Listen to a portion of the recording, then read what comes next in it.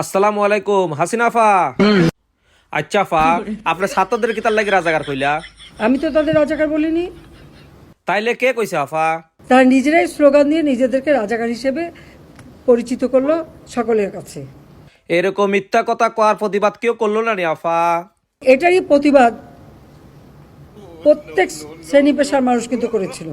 ছাত্রলীগ থেকে শুরু করে, যুবলীগ থেকে শুরু করে অন্যান্য সংগঠন সকলেই। আফা, ছাত্রলীগ তো আপনার সংগঠন না এটা। ছাত্রলীগ কিন্তু আওয়ামী লীগের অঙ্গ সংগঠন না। বুঝছি আফা।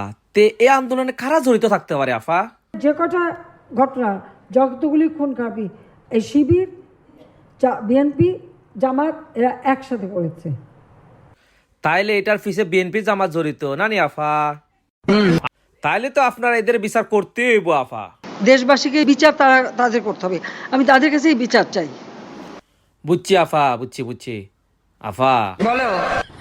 আপনার সেই ঐতিহাসিক ডায়লগটা যদি দিতে আবার। মায়ের কোল খালি হোক, এটা আমি চাই না। কারণ আমি তো বাবা মা সব হারিয়েছি। আমি তো জানি হারাবার ব্যথা কত কষ্ট, কিন্তু সেই কষ্ট বুকে নিয়ে তো ফিরে আসছি এদেশের মানুষের জন্য।